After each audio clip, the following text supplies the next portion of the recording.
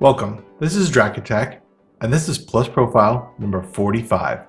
A Plus Profile is where I interview gamers about the upcoming MMORPG Pantheon Rise of the Fallen, and I find out a little bit more about their gaming history. Today we have Fazool.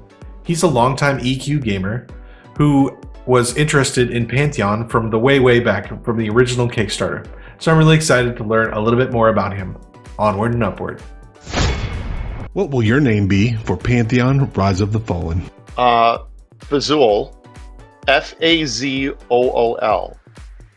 And it's as stupid and silly as it is, that's been sort of my game character's name, I think, since 1989.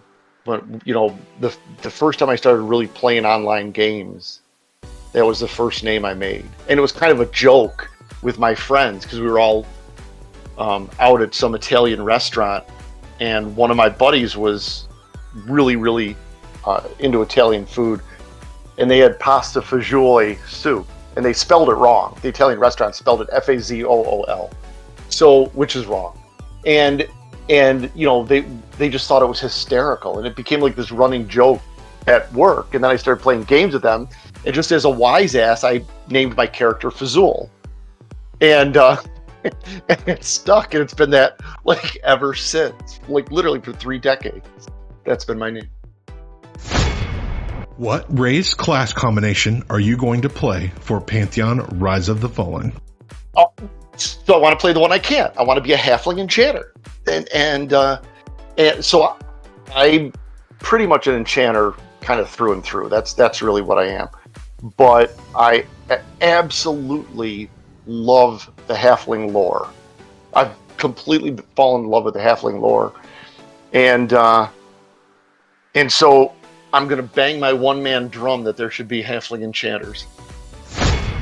How did you hear about Pantheon Rise of the Fallen? I mean, I started playing EQ in the first expansion. I didn't come in March. I came in about 3 months into it, and I played since 1999.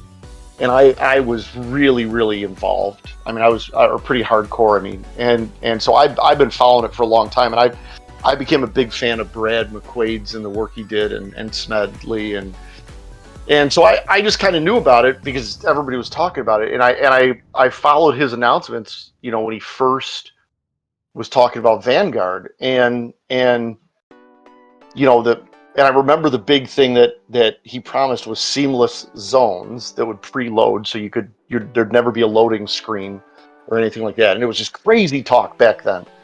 And I followed it ever since. And you know, Vanguard kind of didn't get off to a good start, and you know, we all know the reasons. And then when he first started the first attempt at the Kickstarter, you know, I followed it then, and that didn't get off. And then he kind of went quiet for a while, and so he started advertising. He was looking for people who were committed, and I had done some graduate engineering work on 3D software, and you know, I reached out to him on LinkedIn. We had a couple of emails, and I mean, there wasn't really a place for me, and I was looking to see how I could help with volunteering, but he wasn't really ready with anything yet. And that was kind of how I knew it. So I guess I kind of knew about it since day one, and I've followed it ever since. What feature are you currently most looking forward to in Pantheon Rise of the Fallen? You know, well, I don't know, because it isn't out yet. So I really think that it's old school hardcore, and I kind of want to get back to that you know, the same thing we all want, right? It's the old, really difficult, not hand holding. I want the immersion and the exploration. And I think the phrase, and Brad used to say it, and I really love that Joppa says it now in his own way, and that they're not looking to make a game. They're looking to make a world for people to live in. And that's the only company out there that's saying those words. And you know, that's absolutely the most important thing to me. I think the completely immersive virtual world to live in, and then you can build a game around that if you want to have a game. But in my mind, that tenet is absolutely what I'm after. Do you have a guild for Pantheon Rise of the Fallen? No, I don't. I was real active in my EQ guilds, but no, I haven't found a guild yet. I'm not going to start one. I usually end up being an officer or raid leader. I think because I just talk the most, so they make me do it. But I know I don't have one, but I'm definitely looking to join a really active social guild. And I'm not into like the hardcore, kill at all cost raiding. I'm looking for like, family guild. What is your favorite MMORPG that is not Pantheon, and what did you like about it most? Definitely EQ. I mean, that's sort of in all of our DNA. And it was all those things that I just said. It was almost like living in another world. It was this ongoing, complete world that you had to sort of figure out. And that was probably the thing that just kept me there for 10 or 15 years. So I played up through Serpent Spine, and then I dropped out, and then I came back and played House of Thule, and then I think House of Thule was the last one that I played, and then I left, and then I came back for 3 of the TLPs, and I played on the Eridune one most recently. What is your best MMORPG story? So, I knew you were going to ask this, and you can imagine, right? I mean, I've been playing it for so long. There's so many of them. We could do a whole show of just regaling each other with like crazy big stories. But I'm going to tell you one that's probably not what you think, and it kind of tells the story about what that whole feeling is for me to be in the game. And I was a wood elf druid, and I started in Greater Feydark, of course, and I didn't know anything. This is like 1999, and I think I'm up to like level 10 or something, and I'm trying to get across the ocean, and I want to get to Northern Row because that's where you go. And it was just doing that, just getting from Calethan to Freeport was this Herculean epic adventure that literally took me days of real life time. And I get a whole bag full of stuff together, and I'd try leaving Greater Feydark, and I get chased and lost or whatever. It would take me hours, and I'd finally find my way to Butcher Block, and oh my god, I'm in this weird zone, and I still remember seeing these dwarf guards and thinking, oh my god, are they going to kill me? And trying to avoid the dwarf guards, and found this trail, and getting my butt chased out of there, and in and out. And I took hours just to get through Butcher Block. And there was no maps, there was no in-game maps. I didn't have anything, and there was no, there wasn't a lot of online resources. And it was like almost like an epic adventure. And the part that was the big memory for me though was, I'm going along. You remember the old game? I got hungry, and my character is getting weak, and he's hungry, and finally the boat comes, and I make it to the docks, and I get on the boat, and I start passing out on the boat. And I don't know if you remember what it was like back then, but if you didn't have food or water, you would get these warnings that you're getting hungry and thirsty, and then you would pass out. You would basically fall down. You'd go purple, and for like 30 seconds, and then you jump up again, and then it would just keep happening more and more and more frequently until you die and you actually starve to death. And I remember being on the boat, and the boat, you had to wait forever for the boat, and the boat was a 20-minute ride to get across the ocean. And by this point, I mean, I'm literally probably in this adventure trying to get to Freeport in real life time of like 4 or 8 hours of real life time. And it was like this monumental epic adventure. And I literally I didn't have a copper on me. I landed, the boat actually landed, and I passed out on the dock. And it was like the 3rd time I passed out. And I was probably seconds away from dying. I had no food, I had no money, and I was terrified. And I was, oh my God, I made it here, and I'm gonna die on the dock. And it was like there's such a stressful thing. And I got up, and I woke up, and I didn't know this. Now, mind you, I didn't know what was going on with the game. Somebody had been fishing, and they caught that stupid sandal, that old shoe, and they dropped it on the dock. And I saw this old shoe on the dock, and it was like manna from heaven. And I'm like, oh my God, thank you. And I grabbed this shoe, and I ran to the merchant, and I sold the shoe, and I bought one piece of bread to survive.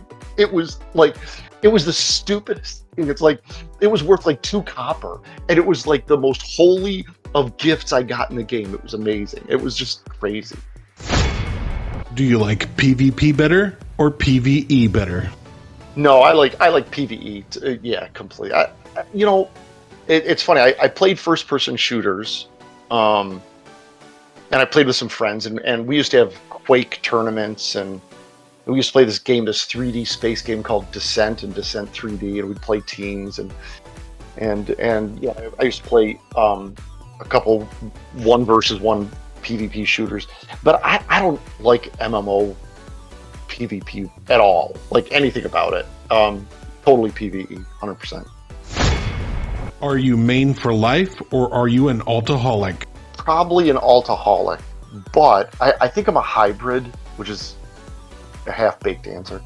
I think I'm a hybrid because I for a while I was 3-boxing and 4-boxing, but I think for most of the years I played EQ, I 2-boxed, and I always had 2 characters. I always had a druid and an enchanter, and then a druid and a mage. So but I kept them forever. Like my druid, which was the original Fazool, I've had him since 1999. So, if I had to choose, I'd say a main for life. Do you like crafting? And if so, which kind?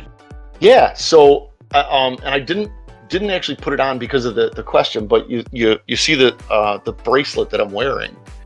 I actually made this, and it's actually they're not expensive, but they're like semi-precious gemstones. And every one of the stones is one of the EverQuest jewelry stones. There's hematite, cat's eye agate, bloodstone, carnelian, jade, topaz, turquoise, amber, amethyst, peridot, carnelian, black pearl, and hematite. So yeah, I loved jewelry. I love jewel crafting, and these are all the affordable ones that I wasn't going to put diamonds on here, but but these are the ones. It was sort of my little tribute to all that time I spent becoming a grandmaster jeweler. Yeah, I loved it. What is your favorite gaming food and or drink? Coffee, and just coffee. I never eat while I'm playing, but I drink tons of coffee. What is your favorite piece of gaming hardware? Definitely my gaming laptop. And everybody's got something weird. If you look up online, you can Google this really weird thing called a Spaceball 3D, which is like this 3D joystick thing. We used to play flight simulator games with it. I actually played. I used that for EQ when I started out. But no, it's definitely my gaming laptop, and it was really cool because when I was hardcore into playing, I had this 3D laptop because I was running a 3D CAD software business, and so I needed a nice 3D graphics card. But I could take my laptop, and I traveled a lot for work, and I played every night in the hotel, and it was awesome having that because then I could play anywhere I went. I could play. Never missed a raid, never missed anything because I could just take my gaming laptop with me.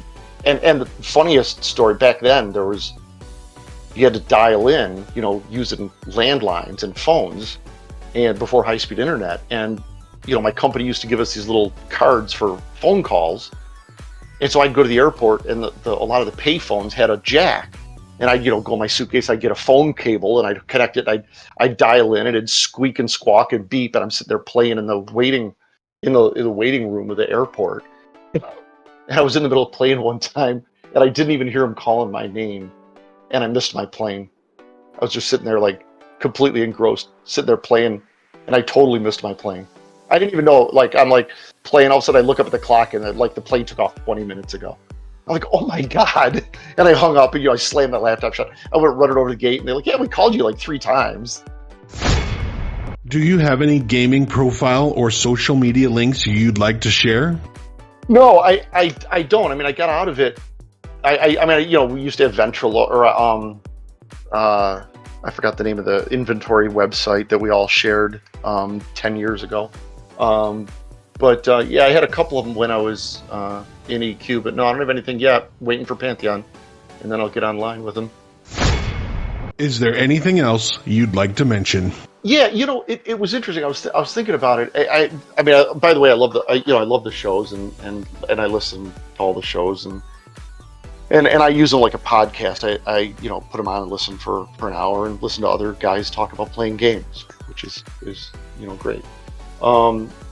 You know, it's interesting because I was thinking about this, and I was thinking, you know, the thing that's kind of different for us is, you know, you look at and I've done a lot, you know, I've done you know, startup type business work and venture capital stuff and equity plays, and it's interesting because you look at these guys and the devs are out there probably not making top coin as a software developer, and you know, so they're probably making a sacrifice doing the work, you know, and they're probably taking a lower pay than they could get, you know, making some sort of business software somewhere else. You know, they probably got some you know, promise of if the game's successful, they'll make up for it, which is great, but that's the risk, right?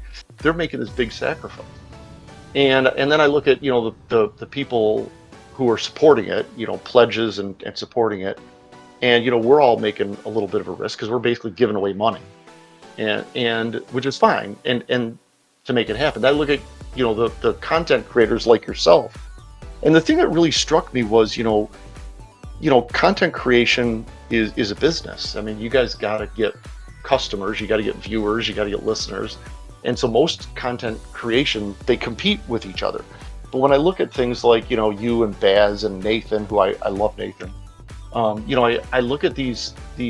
You know, you guys are working together on stuff and collaborating to create stuff and not competing with each other. And that's a bit of a sacrifice because, you know, you could kind of, you know, try to wrap your arms around and say, no, these are all my customers and my audience, and try to get some more listeners and stuff. And it doesn't work that way. And it's the thing we all have in common is we're all making these sacrifices for the same exact goal. And I think that's why everybody has so much in common and everybody's so committed to it. You know, it's I think everybody's after the same thing. When do you think Pantheon Rise of the Fallen will release? Month, day, year? So I'm an idiotic optimist and I'm always wrong. So I thought it was going to be out. I was convinced that they were going to release it at a Christmas time. And because that's kind of a great time to release a game. You know, it's a big market time for a game. And I think it'll be out. I'd love to see it out next Christmas. You know, if alpha happens, but I don't think it'll be that soon. But if alpha happens next spring, maybe March, for 3 to 6 months, and then beta's 3 to 6 months, I'm an eternal optimist. I'm hoping at the end of 2022. I say Christmas Eve 2022. Thank you for watching this Plus profile. If you would like your own Plus profile, please reach out to me on Discord and we'll make that happen. If you would like more information about Pantheon Rise of the Fallen, please check out our website at pantheon.plus, our YouTube channel by searching Pantheon Plus, or on Twitch at twitch.tv/PantheonPlus. This is Dragatech, signing out.